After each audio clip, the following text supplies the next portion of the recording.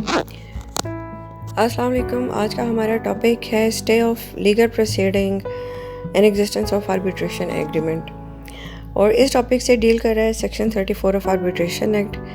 इस टॉपिक पे detail discussion start करने से पहले सेक्शन 34 ऑफ आर्बिट्रेशन एक्ट की प्लेन वर्डिंग पढ़ लेते हैं कि सेक्शन 34 आर्बिट्रेशन एक्ट का बेसिकली क्या रहा है। सेक्शन 34 की हेडिंग है power to stay legal proceedings where there is N arbitration agreement, और सेक्शन 34 की वर्डिंग ये है where any party to an arbitration agreement और any person claiming under him commences any legal proceedings against any other party to the agreement or any person claiming under him in respect of any matter agreed to be referred. Any party to such legal proceedings may at any time before filing a written statement or taking any other step in proceeding apply to the judicial authority before which the proceedings are pending to stay the proceedings, and if satisfied that there is no sufficient reason why the matter should not be referred in accordance with the arbitration agreement, and that the applicant was at the time when the proceedings were commenced and still remains ready and willing to do all the things necessary to the proper conduct of the arbitration, such authority may make an order staying the proceedings. अब basically section 34 of arbitration act किस बात से deal कर रहा है? वो इस बात से डील कर रहा है कि दो पार्टीज़ हैं जिनके दरमियान एक आर्बिट्रेशन एग्रीमेंट मौजूद है। मतलब दो पार्टीज़ ने कोई एग्रीमेंट किया और उसमें आर्बिट्रेशन क्लॉज मौजूद है जिसमें लिखा गया है कि in case of dispute the matter will be refer to arbitration. उसका मतलब ये है कि जो पार्टीज़ ने एग्रीमेंट किया है अगर उसकी कोई भी टर्म एंड कंडीशन अगर वायलेट होती है तो दोनों पार्टीज़ पहले आर्बिट्रेशन की प्रोसीडिंग में जाएंगी। मतलब दोनों पार्टीज़ एक आर्बिट्रेटर अपॉइंट करेंगी और वो आर्बिट्रेटर उनके दरमियान उस डिस्प्यूट को रिजॉल्व करेगा। अब जब दो पार्टीज़ के दरमियान एक आर्बिट्रेशन एग्रीमेंट मौजूद है या एक एग्रीमेंट मौजूद है जिसमें एक आर्बिट्रेशन क्लॉज लिखा हुआ है, जब उस एग्रीमेंट की कोई टर्म या कंडीशन वायलेट हुई और उनमें से एक पार्टी ने उस आर्बिट्रेशन एग्रीमेंट के क्लॉज को वायलेट करते हुए, उसको इग्नोर करते हुए आर्बिट्रेशन में जाने के बजाय कोर्ट लिटिगेशन में जाने को चूज़ किया, तो दूसरी पार्टी के पास क्या रेमेडी अवेलेबल है? दूसरी पार्टी के पास रेमेडी ये अवेलेबल है कि वो कोर्ट में जाएगी और एक एप्लीकेशन फ़ाइल करेगी under section 34 of arbitration act, और जो सूट फाइल हो चुका है उसकी प्रोसीडिंग को स्टे करा देगी। अब सेक्शन 34 जो है ये उस पार्टी को जो कि एग्रीव्ड है इस सिचुएशन की कि आर्बिट्रेशन क्लॉज की मौजूदगी में एक पार्टी आर्बिट्रेशन में जाने के बजाय सीधा डायरेक्ट कोर्ट में चली जाए। अब सेक्शन 34 की एप्लीकेशन फ़ाइल करने के लिए कुछ एसेंशियल्स हैं। अब वो एसेंशियल्स क्या हैं? That there must be an agreement to arbitrate. दोनों पार्टीज़ के दरमियान आर्बिट्रेशन एग्रीमेंट का होना ज़रूरी है। अगर दो पार्टीज़ के दरमियान कोई सिंपल एग्रीमेंट हुआ है जिसमें आर्बिट्रेशन क्लॉज मौजूद नहीं है, एक तो दो पार्टीज़ जो हैं एक आर्बिट्रेशन एग्रीमेंट कर सकती हैं जिसमें आर्बिट्रेशन से रिलेटेड सारी टर्म्स एंड कंडीशन तय की जाएंगी, और अगर कोई दूसरा एग्रीमेंट है जो कि आर्बिट्रेशन का नहीं है, रिटेनरशिप एग्रीमेंट हो गया, इन्वेस्टमेंट एग्रीमेंट हो गया, कोई भी एग्रीमेंट है और उसमें क्लास डाल दी गई है आर्बिट्रेशन से रिलेटेड कि जब डिस्प्यूट आएगा तो दोनों पार्टीज आर्बिट्रेशन में जाएंगी, कोर्ट की प्रोसीडिंग में नहीं जाएंगी, कोर्ट के पास नहीं जाएंगी, तो जब तक ये क्लॉज मौजूद नहीं है कोई भी एक पार्टी दूसरी पार्टी को आर्बिट्रेशन में जाने के लिए फोर्स नहीं कर सकती। लेकिन अगर आर्बिट्रेशन क्लॉज मौजूद है और एक पार्टी जो है उसको इग्नोर करके डायरेक्ट कोर्ट की लिटिगेशन में चली गई है, तो फिर दूसरी पार्टी जो है उसके पास ये रेमेडी अवेलेबल है कि वो कोर्ट की प्रोसीडिंग को स्टे करवा दे। अब दूसरा एसेंशियल ये है no written statement filed by party seeking stay of suit, meaning thereby कि जो पार्टी सूट को स्टे करवाना चाह रही है वो रिटन स्टेटमेंट फाइल करने से पहले ही सेक्शन 34 ऑफ आर्बिट्रेशन एक्ट की एप्लीकेशन फाइल कर देंगे। तीसरा एसेंशियल है no step has been taken in suit by party seeking stay of suit. अब no step has been taken in the suit seeking stay of suit, no step से मतलब ये है कि जो party section 34 of arbitration act की application file कर रही है, वो कोर्ट में अपीयर होते साथ ही पहली डेट ऑफ हियरिंग में जब वो अपीयर होगी तभी वो कोर्ट को अनइक्विवोकल टर्म्स में ये बता देगी कि इस जो मैटर इन डिस्प्यूट है, जिस एग्रीमेंट की टर्म्स एंड कंडीशंस वायलेट हुई हैं, उस एग्रीमेंट में आर्बिट्रेशन क्लॉज मौजूद है और दोनों पार्टीज़ जो हैं उन्हें आर्बिट्रेशन में जाना था। बट ये जो पार्टी है, जो प्लेंटिफ है जिसने सूट फाइल किया है, इसने आर्बिट्रेशन एग्रीमेंट को इग्नोर करके ये सूट फाइल किया है और मैं विंग अदर पार्टी ये चाहती हूँ या चाहता हूँ कि मैं इसकी प्रोसीडिंग को स्टे करा दूँ। अब इस बारे में एक रेफरेंस है जजमेंट का, PLJ 2006 लाहौर 24, जिसमें ऑनरेबल जज ने ये ऑब्ज़र्व किया, उसके 3 पॉइंट्स हैं, that any party to the proceeding may at any time before filing a written statement or taking any step in the proceeding apply to the court for referring to the matter to the arbitration. दूसरा point इन्होंने ये observe किया, the party intending to move an application under section 34 of the fact must without any ado or before submitting to the jurisdiction of the court inform the court in unequivocal terms that he is going to insist upon the implementation of arbitration clause.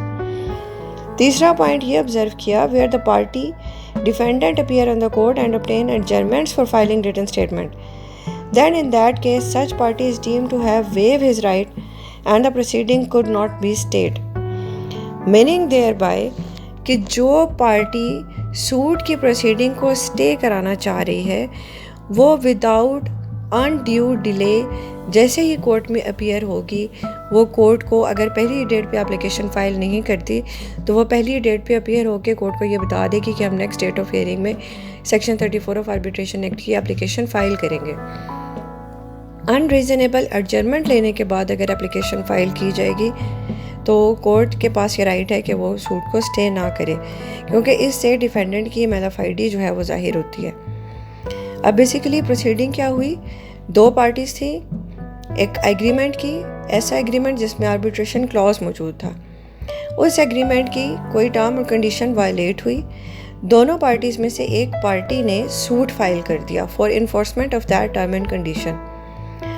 अब एक party ने suit file कर दिया, जैसे ही suit file हुआ notice issue हुए, notice जब defendant को रिसीव हुए, डिफेंडेंट उस नोटिस को रिसीव करने के बाद फर्स्ट टाइम जब कोर्ट में अपीयर होगा तो वो कोर्ट को जाके या तो सीधा डायरेक्ट सेक्शन 34 की एप्लीकेशन फ़ाइल कर देगा उसी डेट पे, या फिर पहली डेट पे कोर्ट को बता देगा that I am willing to file application under section 34 of arbitration act and want to stay the suit and I want to go for arbitration. ठीक है, अगर पहली डेट पे ये नहीं बताया जाता और बार बार एडजर्नमेंट्स ली जाती हैं तो स्टे होने के चांसेस बहुत कम हो जाते हैं। फोर्थ इसका एसेंशियल है। अब first essential, there must be an agreement to arbitrate. Second essential, written statement file करने से पहले आपने एप्लीकेशन फाइल करनी है। तीसरा एसेंशियल, कोई भी स्टेप लेने से पहले आपने स्टे की एप्लीकेशन फाइल कर देनी है। फोर्थ एसेंशियल ये है कि party applying for stay should be willing to do all necessary step for conduct of arbitration, meaning thereby कि अगर इनकेस आर्बिट्रेशन शुरू होगी और बीच में किसी पार्टी ने सूट फाइल कर दी है, इवन देन जो है आर्बिट्रेशन की प्रोसीडिंग को स्टे कराया जा सकता है। और जो पार्टी स्टे की एप्लीकेशन फाइल करेगी वो कोर्ट को एप्लीकेशन में इस चीज़ को मेंशन करेगी कि जो आर्बिट्रेशन चल रही है इसके रीज़नेबल कंडक्ट के लिए मेरे बिहाफ पे जो जो काम है मैं इन्हें प्रॉपर तरीके से करने को तैयार हूँ। मतलब कि अगर मैंने एविडेंस प्रोड्यूस करनी है तो मैं उसे टाइमली प्रोड्यूस करने को तैयार हूँ, मैं कोई अनरीजनेबल एडजर्नमेंट्स नहीं लूँगा या लूँगी।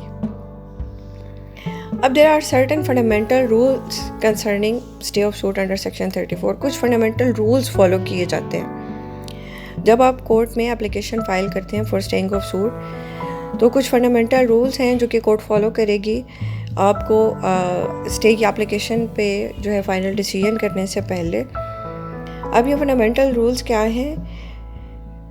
सेक्शन 34 जो है वो ऐसी आर्बिट्रेशंस को अप्लाई नहीं करता जहाँ पे आर्बिट्रेशन एक्ट ही अप्लाई नहीं कर रहा। मतलब क्रिमिनल प्रोसीडिंग्स हैं तो उनमें आर्बिट्रेशन नहीं हो सकती।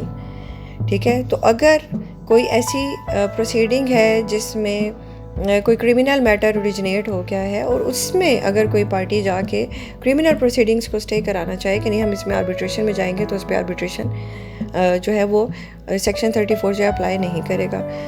सेकेंडली, अगर आपने एक एग्रीमेंट लिखा और उसमें आपने लिखा कि आर्बिट्रेशन जो है वो दो ऐसे कंट्रीज़ के दरमियान में था एग्रीमेंट कि उनमें से अगर एक कंट्री में आर्बिट्रेशन एक्ट 1940 अप्लाई कर रहा है लेकिन दूसरी जुरिस्डिक्शन में आर्बिट्रेशन एक्ट ही अप्लाई नहीं कर रहा, उनकी अपनी जुरिस्डिक्शन है, उनके अपने लॉज हैं और वहाँ पे जाके उन्होंने सूट फाइल कर दिया है और वहाँ पे आर्बिट्रेशन एक्ट 1940 एग्जिस्ट नहीं कर रहा, तो वो और वहाँ पे अप्लाई भी नहीं कर रहा, कोई ऐसी ट्रीटी भी मौजूद नहीं है, तो फिर सेक्शन 34 वहाँ पे अप्लाई नहीं करेगा। मीनिंग देयर बाय कि अगर किसी दूसरी टेरिटरी में सूट फाइल हो गया है जहाँ पे आर्बिट्रेशन एक्ट 1940 अप्लाई नहीं करता, तो आप वहाँ पे भी सेक्शन 34 की एप्लीकेशन को प्रेस नहीं कर सकते। सेकंड फंडामेंटल रूल ये है कि कोर्ट सुओ मोटो अपने तौर पे कोर्ट इस पे कोई एक्शन नहीं लेगी। जो पार्टी प्रोसीडिंग को स्टे कराना चाह रही है उससे एप्लीकेशन फाइल करना पड़ेगी। मतलब कि एक पार्टी ने सूट फाइल कर दिया, दूसरी पार्टी जो कि एग्रीव्ड है, जो कि आर्बिट्रेशन में जाना चाह रही है आर्बिट्रेशन क्लॉज के एग्जिस्टेंस में, वो कोर्ट में अपीयर होती है, रिटन स्टेटमेंट फाइल कर देती है और उसमें लिख देती है कि भाई हमारे तो दरमियान में एक आर्बिट्रेशन एग्रीमेंट मौजूद था और आप इस जो सूट है इसको नहीं सुन सकते। तो court on its own motion उसको स्टे नहीं करेगी अनलेस एंड अनटिल के साथ में एक एप्लीकेशन फ़ाइल की जाए। जैसा कि नॉर्मली हम कोई भी सूट फाइल करते हैं और हमें किसी चीज़ का स्टे लेना होता है तो हम स्टे की एप्लीकेशन फ़ाइल करते हैं, तो फिर कोर्ट जो है हमारे सूट को स्टे करती है। इसी तरह जब हम आर्बिट्रेशन की एप्लीकेशन आर्बिट्रेशन की प्रोसीडिंग्स सूट की प्रोसीडिंग को स्टे कराना चाहेंगे और आर्बिट्रेशन में जाना चाहेंगे, तो कोर्ट में हमें एप्लीकेशन फ़ाइल करनी पड़ेगी। कोर्ट जो है हमारी प्रोसीडिंग को सुओ मोटो स्टे नहीं करेगी। इसका थर्ड फंडामेंटल रूल ये है कि आर्बिट्रेशन सूट की प्रोसीडिंग को स्टे करना जो है कोई भी पार्टी इसे as a matter of right जो है वो इसमें नहीं ले सकती। This is the discretion of the court, it depends upon the court कि वो ये डिस्क्रिशन एक्सरसाइज करे या ना करे। अब इस बारे में भी एक केस है जिसका रेफरेंस यहाँ पे देना बहुत ज़रूरी है। This is also PLJ 2006 Lahore 24 और इस केस में कोर्ट ने कुछ प्रिंसिपल जो हैं ऑब्जर्व किए थे इसी मैटर से रिलेटेड।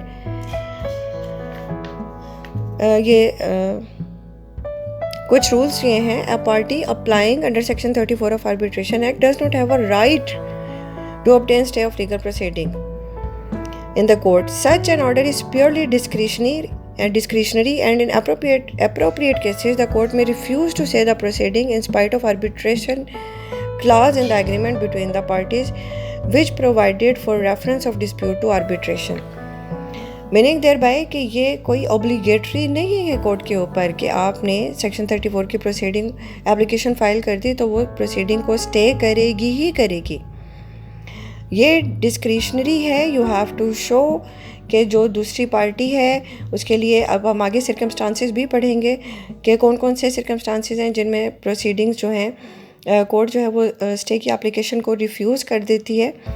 ठीक है, तो ये क्योंकि डिस्क्रिशन है तो कोर्ट बहुत से सर्कमस्टांसेस देखेगी, बहुत सी सिचुएशंस देखेगी, दोनों पार्टी को सुनेगी। इसे as a matter of right जो है वो क्लेम नहीं किया जा सकता। फोर्थ इसका फंडामेंटल रूल ये है कि जब सेक्शन 34 की एप्लीकेशन फाइल हो जाएगी then court has to hear that application first then go for other proceedings in the suit. अच्छा, सर्कमस्टांसेस पे अब आ जाते हैं कि वो सर्कमस्टांसेस कौन कौन से हैं जिनमें कोर्ट जो है वो रिफ्यूज़ कर सकती है स्टे की refuse to stay the proceeding in the suit. मतलब सेक्शन 34 की एप्लीकेशन डिक्लाइन हो जाती है। कौन कौन से सर्कमस्टांसेस हैं where there is no arbitration agreement. जैसा कि हमने कहा कि एसेंशियल्स जब हमने पढ़े तो हमने कहा कि there must be an arbitration agreement. दोनों पार्टीज़ के दरमियान में अगर आर्बिट्रेशन एग्रीमेंट मौजूद है तब आप सेक्शन 34 की एप्लीकेशन फाइल करेंगे और अगर आर्बिट्रेशन एग्रीमेंट मौजूद नहीं है तो कोर्ट स्ट्रेट अवे उसको रिफ्यूज़ कर देगी स्टे करने से। Secondly, where arbitration clause is uncertain.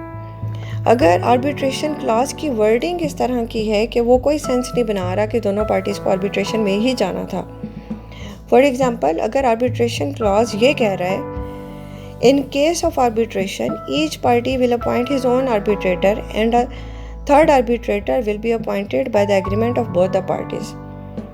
अब इसमें ये कहीं भी नहीं लिखा हुआ कि in case of dispute matter will be refer to arbitration, ठीक है, and the arbitrator will be appointed by both the parties.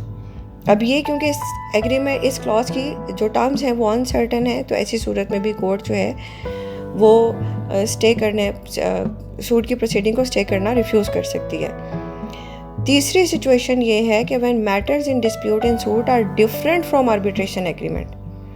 अब फॉर एग्ज़ाम्पल, दो पार्टीज़ के दरमियान में एक एग्रीमेंट मौजूद था जिसमें आर्बिट्रेशन क्लॉज भी मौजूद था, और आर्बिट्रेशन क्लॉज में स्पेसिफाई किया हुआ था कि इन मामलात में हम आर्बिट्रेशन में जाएंगे, इन डिस्प्यूट्स की सूरत में हम आर्बिट्रेशन में जाएंगे। तो अगर वही डिस्प्यूट अराइज होते हैं तो फिर ही आर्बिट्रेशन में जाया जा सकता है। अगर एग्रीमेंट की कोई और टर्म एंड कंडीशन वायलेट हो जाती है जिसका जिक्र आर्बिट्रेशन क्लॉज में नहीं किया गया, तो फिर दूसरी पार्टी पे कोई बार नहीं है कि वो सूट फाइल करे या ना करे। ऐसी सूरत में आर्बिट्रेशन क्लॉज को प्रेस नहीं किया जा सकता। फोर्थ पॉइंट ये है कि when referring matter to the arbitration seems inappropriate and unreasonable. अगर कोर्ट को ये लगे कि मैटर को आर्बिट्रेशन में भेजना जो है एक पार्टी के लिए इनअप्रोप्रिएट और अनरीजनेबल है। फॉर एग्ज़ाम्पल, दो पार्टीज़ ने एक आर्बिट्रेशन एग्रीमेंट किया जिसमें आर्बिट्रेशन क्लॉज मौजूद था, या एक आर्बिट्रेशन एग्रीमेंट मौजूद था दोनों पार्टीज़ के दरमियान ही, और उसमें ये लिखा हुआ था कि in case of dispute matter will be refer to arbitration and the venue of arbitration will be, कि मतलब आर्बिट्रेशन जो है वो इस शहर में होगी या इस मुल्क में होगी।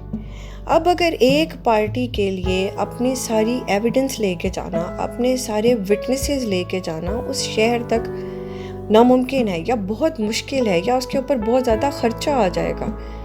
फॉर एग्ज़ाम्पल, अगर एक पार्टी इस्लामाबाद की है और वेन्यू लिखा हुआ है कराची, अगर एक पार्टी दिल्ली की है और वेन्यू लिखा हुआ है मुंबई, और उसको लग रहा है कि मैं इतनी दूर अगर अपने विटनेसेस और एविडेंस लेके जाऊंगा तो मेरे ऊपर तो अनरीजनेबल किस्म का ख़र्चा आ जाएगा, उससे बेहतर है कि मैं कोर्ट की प्रोसीडिंग में चला जाऊं। अब कोर्ट भी देखती है कि वाकई इस पार्टी के लिए तो ये अनबेरेबल कॉस्ट पड़ जाएगी। इवन इन दैट केस जो है कोर्ट सूट की प्रोसीडिंग को स्टे नहीं करेगी। फिफ्थ सिरकमस्टांस के समरी प्रोसीजर सूट में भी कोर्ट जो है, अगर समरी प्रोसीजर सूट है, समरी प्रोसीजर किसमें फॉलो होता है, नेगोशिएबल इंस्ट्रूमेंट्स के मामलात में। तो अगर नेगोशिएबल इंस्ट्रूमेंट का आपने कोई सूट फाइल किया हुआ है और उसमें स्टे की एप्लीकेशन आ गई अगर अंडर सेक्शन 34, तो चांसेस आर देयर कि कोर्ट उसको भी रिफ्यूज़ कर दे। और अगर सेक्शन 34 की एप्लीकेशन फ़ाइल की गई है after filing of written statement, जैसा कि हमने एसेंशियल में पढ़ा था कि सेक्शन 34 की जो एप्लीकेशन है वो हमने फ़ाइल करनी है before filing of written statement, और अगर हमने केस की प्रोसीडिंग जो है ज्वाइन कर ली और लेटर स्टेज पे जाके हमने स्टे की एप्लीकेशन दी, मीनिंग देयर बाय कि हम जो है दूसरी पार्टी को फ्रस्ट्रेट करना चाह रहे हैं, हम मेलाफाइडी इंटेंशन से उसको लिटिगेशन में भी ड्राई करना चाह रहे हैं, हम उसको आर्बिट्रेशन में भी घसीटना चाह रहे हैं, हम नहीं चाह रहे कि डिस्प्यूट रिजॉल्व हो। ये पार्टी की कंडक्ट शो करता है। अगर एक पार्टी रीज़नेबली फेयर तरीके से आर्बिट्रेशन में जाना चाह रही है तो वो डेफिनेटली सूट की प्रोसीडिंग में टाइम ज़ाया नहीं करेगी, वो पहली ही डेट पे आके स्टे की एप्लीकेशन फ़ाइल करेगी ताकि जल्दी जल्दी मैटर आर्बिट्रेशन में जाए और डिस्प्यूट रिजॉल्व हो। लेकिन अगर पार्टी सूट में भी अपीयर हो रही है, प्रोसीडिंग में प्रॉपर पार्टिसिपेट कर रही है और उसके बाद जाके एप्लीकेशन दे रही है स्टे ऑफ सूट की, तो उसकी कंडक्ट शो कर रही है कि ये दूसरी पार्टी को तंग करना चाह रही है। इन दैट केस भी कोर्ट जो है स्टे की एप्लीकेशन को खारिज कर सकती है। उसके बाद अगर कोर्ट को लगे कि this is the substantial miscarriage of justice और and inconvenience would be cost to the party, जैसे कि मैंने ऊपर पढ़ा कि अगर वेन्यू स्पेसिफिकली मेंशन कर दिया गया आर्बिट्रेशन के लिए जो कि कोई और सिटी है, दूर दराज का सिटी है या कोई दूर दराज की जुरिस्डिक्शन है, कंट्री है, इन इन दैट केस कोर्ट जो है वो रिफ्यूज़ कर सकती है ये एप्लीकेशन। अब जब एप्लीकेशन फ़ाइल कर दी गई under section 34 of arbitration act, तो इसका लीगल प्रोसीडिंग के ऊपर इफ़ेक्ट क्या होगा। सेक्शन 35 ऑफ आर्बिट्रेशन एक्ट जो है वो इससे डील कर रहा है।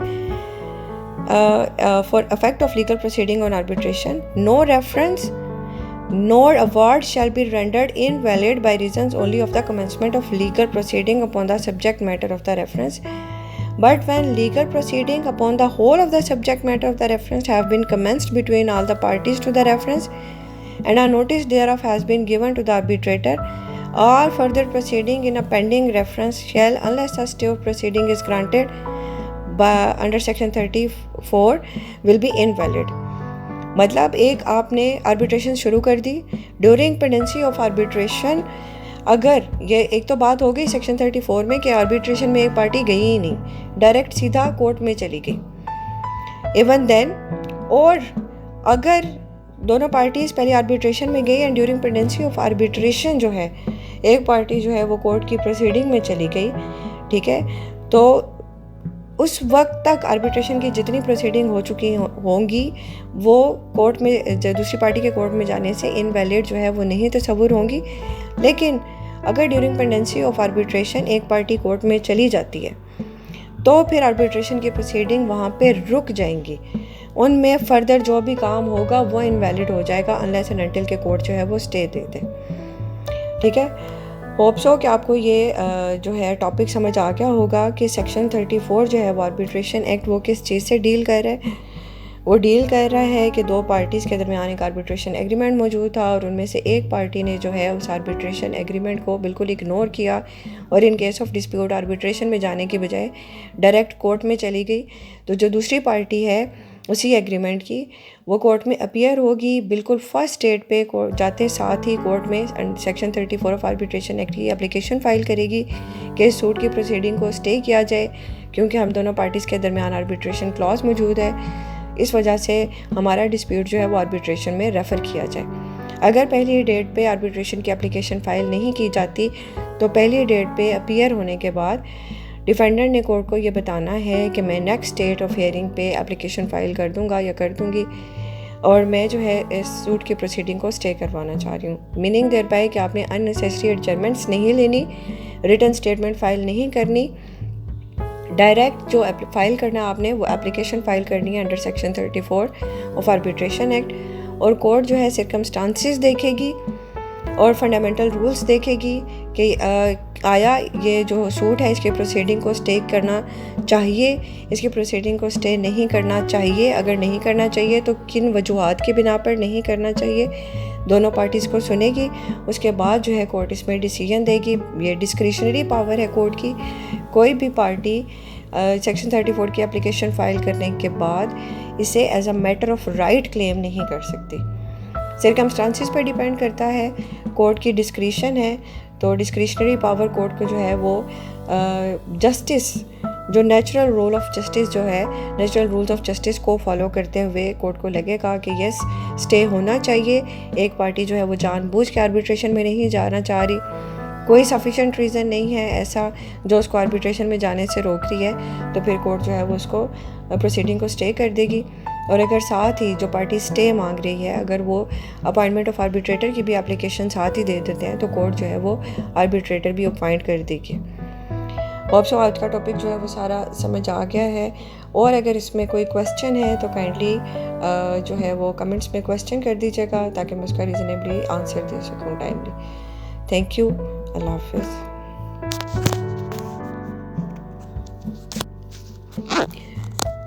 अस्सलाम वालेकुम। आज का हमारा टॉपिक है stay of legal proceeding and